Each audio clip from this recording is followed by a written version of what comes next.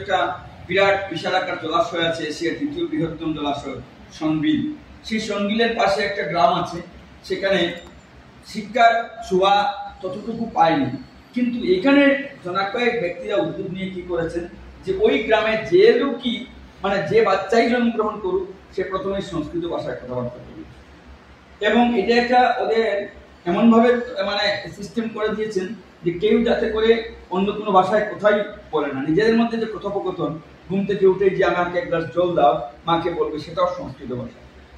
নিজেদের মধ্যে যখন দেখাশোনা হয় আমরা কি বলি গুড মর্নিং, গুড আফটারনুন, ওনারা সংস্কৃতে সম্ভাষণ করেন। রাস্তাঘাটে কথাবার্তা, বাজারে গেলে কথাবার্তা, সমস্ত ধরনের কথাবার্তা বার্তালাপ যেগুলো হয় সংস্কৃত। তো এটা অত্যন্ত একটা ইতিবাচক দিক। আজকে আমরা ত্রিপুরাতে থেকে ওই জায়গাটা